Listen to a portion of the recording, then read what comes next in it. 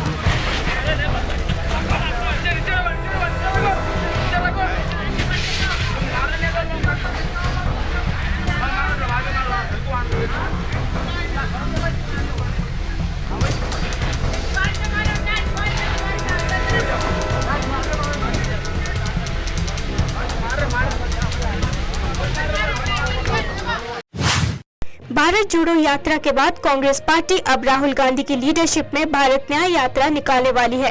ये यात्रा 14 जनवरी से लेकर 20 मार्च के बीच मणिपुर से मुंबई तक निकाली जाएगी। कांग्रेस की ओर से जानकारी दी गई कि इस यात्रा में भी राहुल गांधी भारत जोड़ो यात्रा की तरह युवाओं, महिलाओं और हाशिए पर मौजूद लोगों से बातचीत करेंगे।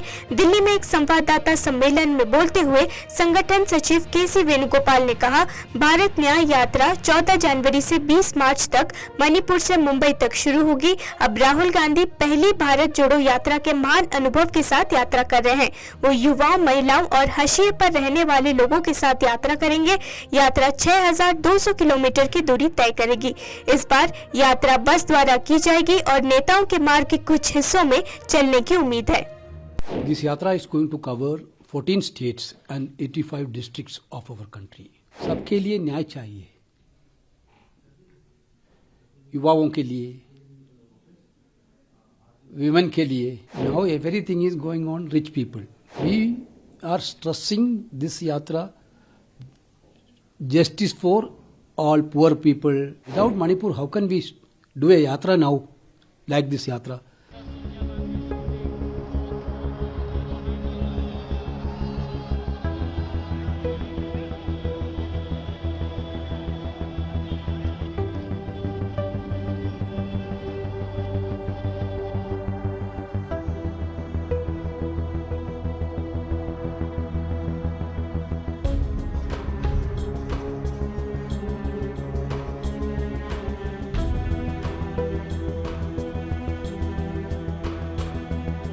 This yatra is going to be start on January 14 from Imphal. It will going to end on March 20th at Mumbai. This yatra is going to cover 14 states and 85 districts of our country. Basically the states like Manipur, Nagaland, Assam, West Bengal, Meghalaya, Bihar, Jharkhand, Madhya Pradesh, Chhattisgarh, then this Gujarat and Maharashtra. Basically Rajasthan also. Sir, about the mode of travel, what will be the mode of travel in this yatra, sir? Basically this yatra is designed as a bus yatra, which has giving an access to the people of this on the both sides of the yatra. Then certainly there is a walking stretch also along with.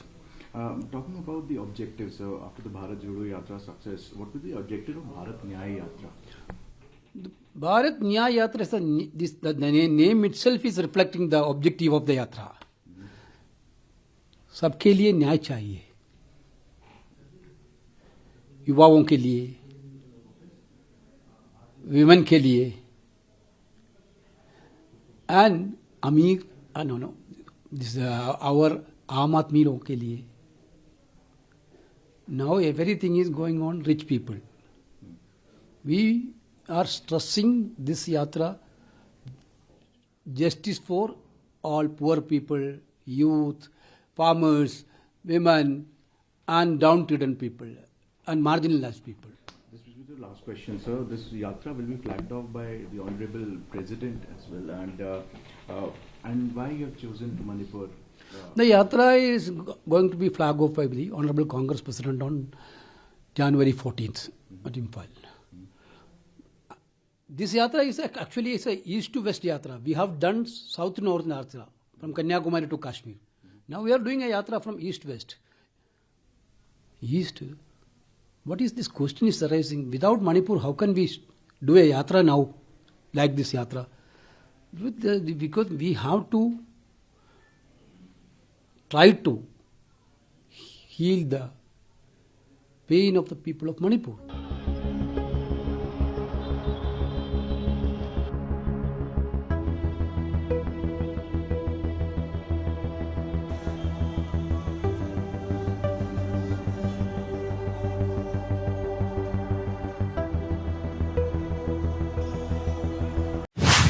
Bharat की राजधानी नई दिल्ली में Israel के दूतावास के पास विस्फोट हुआ। Delhi police समेत देश की सुरक्षा एजेंसियों में मंगलवार शाम को उस समय हड़कंप मच गया जब इजराइल एजेंसी के पास धमाके की सूचना मिली थी। पुलिस को देर शाम तक जांच में धमाके आदि के कोई निशान और सबूत नहीं मिले थे, पर पुलिस को मौके से इजराइल दूतावास के नाम से लिखा एक पत्र मिला है। साथ ही सीसीटीवी फुटेज में 2 संदिग्ध भी नजर आए हैं। वहीं एनएसजी और एनआईए की टीम घटनास्थल पर पहुंचकर जांच कर दी है। हम 5 बजे केबिन में बैठे हुए थे और अचानक बहुत जोरदार धमाका हुआ और मौके पे हम लोग आए फिर यहाँ तब तक पुलिस आ चुकी थी, यहाँ पे पुलिस थी, हम लोग भी अपने वहाँ ऑफिस के बाहर से खड़े होकर देख रहे थे और केमिकल की महक हल्की हल्की आ रही थी। केमिकल की जो महक होती है वो हल्की हल्की आ रही थी, लेकिन पॉल्यूशन धुआं का हमें अंदाजा नहीं था क्योंकि पॉल्यूशन की वजह से धुआं का पता नहीं चल पाया, लेकिन साउंड बहुत जोरदार था, बहुत तेज था। क्या कोई इंजर्ड वगैरह तो नहीं हुआ था? क्या सर? कोई घायल वगैरह तो नहीं? नहीं सर, कोई घायल होने की सूचना तो उस टाइम कोई नहीं था, वहाँ पे हम लोग को घायल होने की कोई सूचना नहीं मिल पाया। राजस्थान के जयपुर में झगड़े के बाद एक शख्स ने 2 लोगों को कार से कुचल दिया। रिपोर्ट्स के मुताबिक आरोपी ने झगड़े के दौरान एक युवक और एक युवती को कुचल दिया, जिससे वो गंभीर रूप से घायल हो गए। घायलों को आनन फानन में हॉस्पिटल में भर्ती कराया गया, जहां इलाज के दौरान लड़की की मौत हो गई। बताया जा रहा है कि ये घटना मंगलवार सुबह करीब 5 बजे जवाहर सर्कल थाना इलाके में हुई है। घटना को अंजाम देने के बाद से मंगेश अरोड़ा नाम का आरोपी फरार है। इसमें जो भी दोनों पक्ष हैं, परिवादी पक्ष और जो एक्यूज्ड है, वो दोनों ही होटल में अंदर थे। दोनों के बारे में ये पता है कि दोनों ही वहाँ पे खाना खाया है दोनों ने, लेकिन एक पक्ष जो है वो शराब भी पी रहा था और उसके साथ कुछ और लोग भी थे और उन्होंने पूरी रात पार्टी की। सुबह 5 साढ़े 5 जब निकलने लगे तो परिवादी के अनुसार जो उसके साथ जो महिला थी उस पर अभद्र टिप्पणी करने को लेकर के मामला बढ़ा और वो बढ़ते बढ़ते बहुत आगे तक पहुंच गया, जिसकी परिणति इस तरह से रोड पर अचानक गाड़ी दौड़ाकर चलाने से युवती नीचे आ गई और उसकी मौत हो गई। क्या सर आरोपी गिरफ्तार हो गए? हाँ, अभी तलाश कर रहे हैं, अभी नहीं हुए, लेकिन जल्दी ही पकड़ने की संभावना है। मध्य प्रदेश, छत्तीसगढ़ और राजस्थान के विधानसभा चुनाव में मिली विशाल जीत के बाद भारतीय जनता पार्टी ने लोकसभा चुनाव के लिए नई रणनीति तैयार की है। विधानसभा चुनाव की तरह 2024 में भी पार्टी नया प्रयोग कर सकती है। इसके तहत पार्टी जल्द ही अपने उम्मीदवारों के नाम की घोषणा करेगी और राज्यसभा सांसदों को आम चुनाव में उतार सकती है। सूत्रों का कहना है कि उम्मीदवारों की लिस्ट पहले जारी करने का बीजेपी को विधानसभा चुनाव में फायदा मिला था। उनका कहना है कि इस तरह पार्टी को अपने प्रतिद्वंदियों पर बढ़त बनाने में मदद मिलेगी। हालांकि सूत्रों का ये भी कहना है कि पार्टी विधानसभा में किए गए प्रयोग को आम चुनाव में दोहराने पर विचार कर रही है, लेकिन इसे लेकर अभी तक कुछ फाइनल नहीं हुआ है। दिल्ली के राजपथ में मौजूद सुनहरी बाग मस्जिद हटाने की बात को लेकर जमीयत उलमा-ए हिंद के अध्यक्ष मौलाना महमूद असद मदनी ने प्रधानमंत्री मोदी को पत्र लिखा और कठोर आपत्ति जताई। दरअसल नई दिल्ली नगर पालिका परिषद ने लोगों से सुनहरी बाग मस्जिद हटाने को लेकर सुझाव मांगा था, जिसके बाद मौलाना महमूद असद मदनी का रिएक्शन सामने आया। एनडीएमसी ने रविवार को एक नोटिफिकेशन जारी किया था, जिसके तहत लोगों को 1 जनवरी तक अपने सुझाव पेश करने के लिए कहा गया। इसी नोटिफिकेशन को लेकर मौलाना मदनी ने पत्र में प्रधानमंत्री मोदी को संबोधित करते हुए कहा कि हम एनडीएमसी की जनता से राय मांगने वाले इस नोटिफिकेशन पर आपत्ति व्यक्त करते हैं। उन्होंने कहा कि इस तरह की कार्रवाई से हमारी साझी विरासत को गंभीर नुकसान पहुंचेगा। तमिलनाडु के एन्नोर में अमोनिया गैस लीक हुई है। इसके चलते 12 लोगों की हालत बिगड़ गई है, जिसके बाद उन्हें हॉस्पिटल में भर्ती करवाना पड़ा। गैस एक प्राइवेट कंपनी की पाइपलाइन से लीक हुई थी। घटना के बाद पुलिस ने बताया कि हालात काबू में है।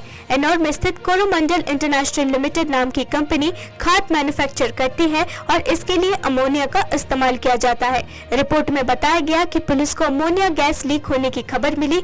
रिपोर्ट में बताया गया कि गैस लीक की घटना पाइपलाइन की प्री कूलिंग ऑपरेशन के दौरान हुई थी। गैस लीकेज के बाद आसपास के इलाके और नजदीकी गांव में अफरा तफरी का माहौल बन गया था। गैस लीक के चलते लोगों को बदबू, चक्कर और सांस लेने में परेशानी हो रही थी। शिकायत मिलने के बाद पुलिस ने बताया कि 12 गांव वालों को इलाके के स्टैनली हॉस्पिटल में भर्ती कराया गया है। भारत और साउथ अफ्रीका के बीच 2 मैचों की टेस्ट सीरीज का पहला मुकाबला सेंचुरियन में खेला जा रहा है। टेस्ट का पहला दिन बारिश से बाधित रहा और सिर्फ 59 ओवर का खेल हो सका। आज दूसरे दिन टीम इंडिया अपनी पहली पारी में 8 विकेट पर 208 रन से आगे खेल रही है। साउथ अफ्रीका ने टॉस जीतकर पहली गेंदबाजी का फैसला किया था। केएल राहुल ने 133 गेंद पर टेस्ट करियर का 8वां शतक जड़ दिया है। अब तक अपनी पारी में वो 14 चौके और 4 छक्के लगा चुके हैं। राहुल ने गेराल्ड कोएट्जी की गेंद पर छक्का लगाकर शतक पूरा किया। दरअसल भारत ने आज 8 विकेट पर 208 रन से आगे खेलना शुरू किया। सिराज ने कुछ अच्छे शॉट्स लगाए, लेकिन 66वें ओवर की पहली गेंद पर सिराज 22 गेंद पर 5 रन बनाने के बाद पवेलियन लौट गए। भारत के 9 विकेट गिर चुके थे और प्रसिद्ध कृष्णा बल्लेबाजी के लिए आए। कोएट्जी के ओवर की तीसरी गेंद पर प्रसिद्ध ने 1 रन लिया। चौथी और 5वीं गेंद पर राहुल ने बड़े शॉट का प्रयास किया, लेकिन नहीं लगा सके। आखिरी गेंद पर छक्का लगाकर राहुल ने शतक पूरा किया। बिहार की सियासत में एक बार फिर से हलचल बढ़ गई है। जानकारी के मुताबिक बिहार के पूर्व बाहुबली सांसद आनंद मोहन अपनी पत्नी लवली आनंद के साथ मुख्यमंत्री नीतीश कुमार के आवास पर पहुंचे हैं। आनंद मोहन के इस तरह से सीएम आवास पर पहुंचने से सियासी अटकलें तेज हो गई है। राजनीतिक गलियारों में तरह तरह के कयास लगाए जाने लगे हैं। कहा यह भी जा रहा है कि आनंद मोहन परिवार लालू यादव के लालटेन को छोड़कर नीतीश कुमार के तीर धनुष को थाम सकते हैं। हालांकि अभी इस पर किसी भी तरह का आधिकारिक बयान सामने नहीं आया है। बता दें कि सीएम आवास पर नीतीश कुमार के 2 दिग्गज मंत्री विजय चौधरी और विजेंद्र यादव भी मौजूद रहे। ये भी बताया जा रहा है कि लोकसभा चुनाव के पहले आनंद मोहन ने जेडीयू नेताओं के साथ मीटिंग की है। 29 दिसंबर को जेडीयू की कार्यकारिणी की बैठक होने वाली है, तो इसलिए इस बैठक को महत्वपूर्ण माना जा रहा है।